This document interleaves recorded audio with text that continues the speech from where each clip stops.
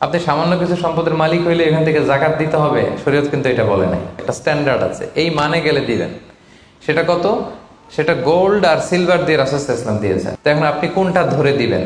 কেউ বলে গোল্ড দিব, কেউ বলে রূপা দিব। এখন আমি কি বলি? আমি আপনাদেরকে সাজেস্ট করবো আপনারা রূপারটা ধরবেন। অল্প আসুক না, ধরেন আপনার 1000 টাকা জাকাত আসছে, তা আপনি যদি 1000 টাকা জাকাত দেন, এটা আপনার হৃদয়ে একটা প্রশান্তির কারণ হবে না যে আমি সম্মানিত জাকাত দাতা, আলহামদুলিল্লাহ। এবং এত বড় একটা ফরজ ইবাদতের লিস্টে যে আপনি ঢুকতে পারছেন, এটাও তো কম কিসে, কি বলেন? জাকাত ফরজ হওয়ার শর্ত আছে, এই শর্তগুলো আমরা শুনব। 5টা শর্ত। প্রাইমারি শর্ত হচ্ছে নেসাব পরিমাণ সম্পদের মালিক হওয়া, আর এটা হাওলানিল হাওল, 1 বছর থাকা। এগুলো হচ্ছে প্রাইমারি শর্ত। আরো 3টা সেকেন্ডারি শর্ত হচ্ছে আল মিলকিয়া, পূর্ণ ওনারশিপ থাকা, আর জিয়াদা, এটা আপনার অতিরিক্ত টাকা এটা হওয়া, আর হচ্ছে আদামুদ্দুয়ুন, ঋণ না থাকা। এই 5টা শর্ত আমি ব্যাখ্যা করলে আপনি বুঝবেন। 1 নম্বর হচ্ছে নিসাব পরিমাণ সম্পদের মালিক হওয়া। আপনি সামান্য কিছু সম্পদের মালিক হইলে এখান থেকে জাকাত দিতে হবে, শরীয়ত কিন্তু এটা বলে নাই। সুবহানাল্লাহ। আপনি জাকাতের নিয়ম শুনলে দেখবেন যে ইসলাম কতটা ব্যালেন্সড। একটা থ্রেশহোল্ড আছে, একটা স্ট্যান্ডার্ড আছে, এই মানে গেলে দিবেন। সেটা কত? সেটা গোল্ড আর সিলভার দিয়ে রাসূল সাল্লাল্লাহু আলাইহি ওয়াসাল্লাম দিয়েছেন। কারণ তখন গোল্ড আর সিলভারের কয়েন ছিল, মুদ্রা ছিল। আগে কিন্তু সোনা আর রূপা দিয়েই মুদ্রা বানানো হতো, পরে এটা পেপার মানি শুরু হয়েছে, কাগজের টাকা। তো একটা হচ্ছে দিনার আর একটা দিরহাম। তো রাসূল সাল্লাল্লাহু আলাইহি ওয়াসাল্লাম যে থ্রেশহোল্ড বেঁধে দিয়েছেন সেটা হচ্ছে 7.5 তোলা স্বর্ণ বা 52.5 তোলা রূপা। আই রিপিট, এটা সবাই জানেন আশা করি, যে 7.5 তোলা স্বর্ণ আর 52.5 তোলা রূপা। আধুনিক সময়ে গ্রাম দিয়ে দোকানদাররা হিসাব করে, তো গ্রাম দিয়ে যদি আপনি বুঝেন তাহলে 85 গ্রাম স্বর্ণ অথবা 595 গ্রাম রূপা, এটা হচ্ছে থ্রেশহোল্ড নিসাব। অথবা এর সমপরিমাণ অর্থ, ক্যাশ টাকা যদি আপনার কাছে থাকে, তাহলে আপনি নিসাবের মালিক হয়েছেন। যেদিন আপনি এই নেসাবের মালিক হবেন, ওই দিনটা আপনি ডায়েরিতে টুকে রাখবেন। কারণ এটা যদি 1 বছর আপনার কাছে এরকম থাকে, 1 বছর পরে যে আপনি জাকাত দিবেন, কিভাবে দিবেন আমি সামনে বলবো। তো এই নেসাব নিয়ে একটা প্রবলেম আছে। প্রবলেমটা হচ্ছে 7.5 তোলা স্বর্ণ আর 52.5 তোলা রূপার দাম কিন্তু এক না। 52.5 তোলা রূপার দাম খুব কম, আর 7.5 তোলা স্বর্ণের দাম অনেক বেশি। এটা হইল একটাই কম আর একটা বেশি। ঘটনা হচ্ছে রাসূল সাল্লাল্লাহু আলাইহি ওয়াসাল্লাম যখন এই থ্রেশহোল্ডটা বেঁধে দিয়েছিলেন নিসাবটা, তখন দুইটার মান সমান ছিল। তখন 7.5 তোলা স্বর্ণ দিয়ে 52.5 তোলার মতো রূপা পাওয়া যেত, অথবা কেউ 52.5 তোলা রূপা বিক্রি করলে 7.5 তোলা স্বর্ণ পেত। কিন্তু পরে সিলভার ফল করতে শুরু করলো, ফল করতে করতে আজকে এই অবস্থা। গোল্ড আবার খুব একটা ফল করে নাই, ফলে গোল্ডের স্টেবিলিটিটা এখনো রয়ে গিয়েছে। তো এখন আপনি কোনটা ধরে দিবেন জাকাতটা?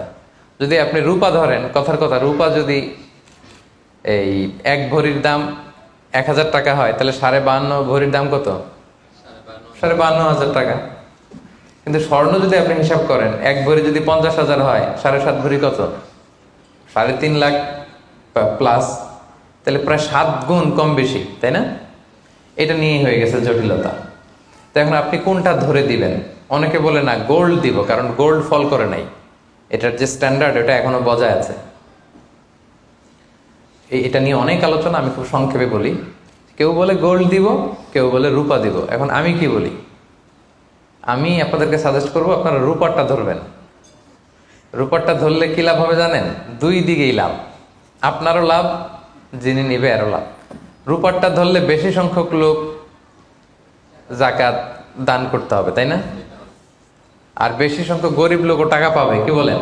তো 2 পক্ষে লাভ হইল না? এখন প্রশ্ন করতে পারেন, হুজুর ও পাইছে, ওর লাভ, আমার লাভ কি? আপনার তো সবচেয়ে বড় লাভ, আপনি তো সওয়াব পাবেন আখিরাতে। এটা আমাদের বেশি দরকার না? কি বলেন? যিনি গ্রহীতা উনি পেয়ে লাভ, তার লাভ হইল, আর যিনি দাতা তিনি সওয়াব পেয়ে লাভবান হইলেন, তিনি সম্মানিত জাকাত দাতা হইলেন। অল্প আসুক না, ধরেন আপনার 1000 টাকা জাকাত আসছে, তা আপনি যদি 1000 টাকা জাকাত দেন, এটা আপনার হৃদয়ে একটা প্রশান্তির কারণ হবে না যে আমি সম্মানিত জাকাত দাতা, আলহামদুলিল্লাহ, আই এম এ জাকাত পেয়ার। এবং এত বড় একটা ফরজ ইবাদতের লিস্টে যে আপনি ঢুকতে পারছেন, এটাও তো কম কিসে, কি বলেন?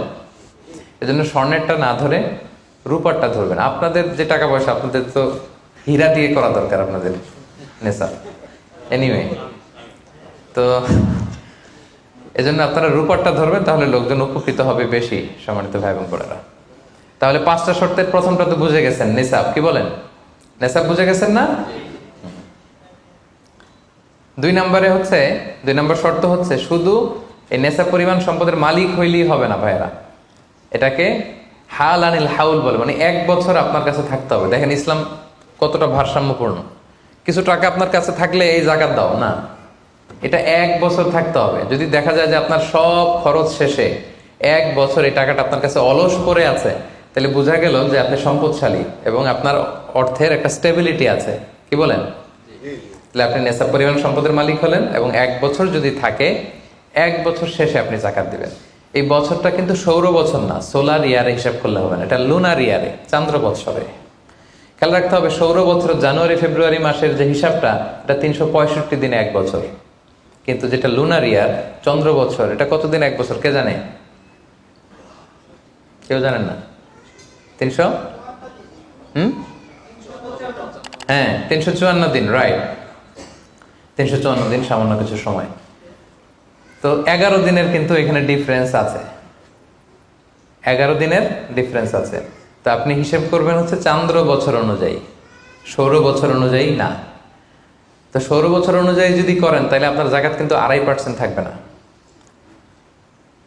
চান্দ্র বছর অনুযায়ী আপনার 2.5%, সৌর বছর করলে ওইটা 2.58% হয়ে যাবে। একটু বাড়বে না? কারণ কতদিন বেশি? 11 দিন বেশি, পার্সেন্টেজও বেড়ে যাবে। তখন কিন্তু জাকাত আপনার 2.5% থাকবে না, 2.58%। বলার আগেই বুঝে যায়, কারণ সব ব্যবসায়ী সারাদিন ক্যালকুলেটর নিয়ে কোত্থেকে শিপমেন্ট হইলো, কত মিলিয়ন গেল, কত মিলিয়ন ঢুকলো, সব মুখস্থ, যেন বলার আগে বুঝে ফেলতেছে চটচট করে, মাশাআল্লাহ। তো তখন আর 2.5% হচ্ছে না, 2.58% হচ্ছে। তাহলে সম্মানিত ভাইরা, আপনি ধরেন, উদাহরণস্বরূপ ধরেন যে আপনি গত রমজানের 20 তারিখে সর্বপ্রথম নিসাব পরিমাণ সম্পদের মালিক হয়েছিলেন। তো তারপরে আপনি খেয়াল করবেন যে দেখি সারা বছর এই পরিমাণ অতিরিক্ত অলস টাকা আমার কাছে পড়ে থাকে কিনা। থাকতে থাকতে থাকতে থাকতে এই রমজানের 20 পর্যন্ত দেখেন যায় টাকা ওইটা তো আছে, আরো হয়েছে টাকা। তো তার মানে আপনি এখন জাকাত দিবেন, যেহেতু নেসাবের মালিকও হয়েছেন, আবার পূর্ণ একটা চন্দ্র বছরও আপনার অতিক্রম করেছে, স্থায়ী হয়েছে, তখন আপনি জাকাত হিসাব করবেন। তাহলে 2টা শর্ত বুঝলেন না? 3 নাম্বার হচ্ছে ওনারশিপ। আপনার মালিকানা থাকতে হবে, যে সম্পদটা আছে খালি আপনার কাছে টাকা থাকলেই হবে না, এটা কমপ্লিট, আরবিতে তাসাররুফ বলে, কমপ্লিট ওনারশিপ আপনার থাকতে হবে। এখন একজনের আমানতের টাকা আপনার আছে, ওটা আপনি জাকাত দিতে পারবেন? একজন 5 লাখ টাকা আমানত রাখছে, আপনি এটা জাকাত দেওয়া শুরু করছেন, হবে? সেটা তো উনি জাকাত দেবে, এটা তো আপনার আমানতের টাকা, এই টাকা তো আপনার বুঝাই দিতে হবে। তো আমানতের টাকা কিন্তু কমপ্লিট ওনারশিপ আমার থাকে না, এটার হিসাব আমি করবো না। তো এটা বুঝে গেলেন। 4 নাম্বার হচ্ছে এই টাকা আপনার অতিরিক্ত হইতে হবে, আরবিতে বলে জিয়াদা। দেখেন ইসলাম কত সুন্দর। ইসলাম বলে আপনার নিজের পার্সোনাল এক্সপেন্সিস, আপনার লিভিং কস্ট, আপনার সব ধরনের অ্যাকোমোডেশন, আপনার ট্রান্সপোর্টেশন এক্সপেন্সিস, আপনার মেডিকেল এক্সপেন্সিস, আপনার বাচ্চার স্কুলিং, আপনার ইয়ারলি ট্রিপ যদি থাকে, এন্টারটেনমেন্ট, ধরেন বছরে আপনি একবার ফ্যামিলি আউটিং করেন, এই খরচটা, যত খরচ আপনার হতে পারে, এই সব খরচ শেষেও কিছু টাকা আপনার থেকে যায়, ইসলাম বলে ওইটার উপরে জাকাত দিবে। সুবহানাল্লাহ। জিয়াদা, অতিরিক্ত হওয়া শর্ত। আপনার লাগে, যদি আপনার এই টাকা লাগে, ওটা তো আপনি ইউজ করবেন। আপনার টাকার ব্যবহারের জন্য সবচেয়ে বেশি হকদার কে? আপনি নিজে। আপনার সব খরচ আলহামদুলিল্লাহ সুন্দরভাবে চলে, এরপরেও নিসাব পরিমাণ টাকা বছর ব্যাপী যখন আপনার রয়ে গেল, ইসলাম বলে জাস্ট 2.5%। সুবহানাল্লাহ। তাহলে অতিরিক্ত হইতে হবে। সর্বশেষ শর্ত, 5টা শর্তের সর্বশেষ শর্ত হচ্ছে ঋণ থাকতে পারবে না। ঋণ থাকলে ওইটা জাকাত থেকে বাদ যাবে। ধরেন আপনার আছে 5 লক্ষ, কিন্তু আবার ঋণও আছে 5 লক্ষ, কথার কথা। তো এটা তো আপনি আগে ঋণ দিবেন, আপনি তার জাকাত দিতে পারবেন না, এই কথাটা কি বুঝতে পারছেন? আচ্ছা, ঋণ ভাই 3 ধরনের। কয় ধরনের? 3 ধরনের। একটা হচ্ছে আপনার একবারে পরিশোধ করতে হবে, এরকম ঋণ থাকে না, যে আমি মুরাদ ভাইয়ের কাছ থেকে 1 লক্ষ টাকা নিলাম, আজকে আমার জাকাতের হিসাব করার ডেট, তো 1-2 মাসের মধ্যে টাকাটা দিতে হবে। তো তখন এই যে 1 লক্ষ টাকা উনি পাবে, এই টাকাটা আমি বাদ দিব আমার অন্যান্য অ্যাসেট থেকে। বাদ দিয়ে যদি দেখি যে না, তারপরেও জাকাত হয় দিব, আর না হলে দিব না, কারণ এটা একবারে দিতে হবে। ওনারা বলছে যে 1 লক্ষ আমি একবারে দিয়ে দিব আপনাকে 1 মাস পরে, এইভাবে ঋণটা নিয়েছিলাম। তাহলে কিছু কিছু ঋণ আছে একবারে পরিশোধযোগ্য, ওকে, এটা জাকাতের ক্যালকুলেশন থেকে বাদ যাবে। কিভাবে বাদ যাবে আমি ক্যালকুলেশন করে দেখাবো। ঋণের দ্বিতীয় প্রকার হচ্ছে ইনস্টলমেন্টের কিছু ঋণ আছে, কিস্তিতে দেয়া লাগে। লেটস সে আমি 1 কোটি টাকা দিয়ে একটা গাড়ি কিনেছি, BMW গাড়ি, বা 50 লক্ষ টাকা দিয়ে আমি একটা হুন্ডা গাড়ি কিনেছি, 50 লক্ষ টাকা। তো এটা আমি কিস্তিতে কিনেছি। কিস্তির ঋণ যদি হয় তাহলে আপনি কিন্তু পুরোটা বাদ দিতে পারবেন না, তখন সর্বোচ্চ 12 মাসের কিস্তি বাদ দিতে পারবেন, 12 মান্থসের, তাও এই চন্দ্র মাসের হিসাবে। কারণ জাকাতের হিসাবটা কি 12 মাসের হিসাব, তাই না? এটা একটা ইয়ারলি ক্যালকুলেশন।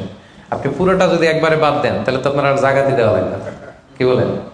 বাংলাদেশে অনেক বড় বড় সিআইপি ব্যবসায়ী আছে, ওনারা হাজার হাজার কোটি টাকা ব্যাংক থেকে ব্যবসায়ের কারণে ঋণ নেন এবং ওনাদের ঋণ খেলাপি হয়। তো ওনারা যদি বলে হুজুর আমার তো ঋণ আছে, তো উনি আর জাকাত দিবে কি? ওনারই তো আমার জাকাত দেওয়া লাগবে এখন।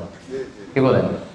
এরকম বড় বড় সিআইপিরা যদি ঋণের দোহাই দেয়, উনি আর জাকাত দিবে কি? উনি তো ঋণী, তাই ওনারই কিছু জাকাত আমাদের দেওয়া লাগবে। কারণ আমরা জাকাতের 8টা খাতের মধ্যে একটা পড়েছি, বল গরিমিনা। কি বলেন?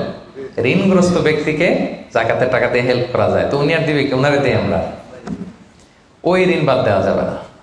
ইনস্টলমেন্টের ঋণ হইলে 12 মাসের, আর ওইরকম ঋণ খেলাপি 1000 কোটি টাকা, এগুলো বাদ দেওয়া যাবে। 3 নাম্বার ঋণ হচ্ছে লাক্সারি পণ্য কিনতে যে ঋণ হয়, এই ঋণ জাকাত থেকে বাদ দেওয়া যাবে না। বিলাসিতামূলক কিছু যদি আপনি কিনেন, আপনি একটা লাম্বরগিনি কিনলেন 10 কোটি টাকা দিয়ে, এটা আপনি জাকাত থেকে বাদ দিতে পারবেন? পারবেন না। তাহলে লাক্সারি আইটেমের যে ঋণ, এটা বাদ দেওয়া যায় না। তাহলে ঋণের ব্যাপারটা পুরোপুরি বুঝে গেছেন না? এই 5টা শর্ত যদি থাকে আপনার মধ্যে পাওয়া যায়, অর্থাৎ আল্লাহ তাআলা আপনাকে একটা নিসাব পরিমাণ সম্পদের মালিক বানিয়েছেন, এটা আল্লাহ তাআলা পুরো 1 বছর আপনার এই পরিমাণ টাকা আপনার মধ্যে স্টেবল ছিল, এবং এটার পূর্ণ ওনারশিপ আপনার আছে, এবং এটা আপনার সব খরচের অতিরিক্ত, এবং সবশেষে এটা আপনার ঋণের বাইরে। ওই সম্পদ থেকে আল্লাহ তাআলা আপনাকে জাকাত দিতে বলেছেন। তাহলে জাকাতের শর্ত সবার clear? Be a part of our vision. Do listen and share the khair.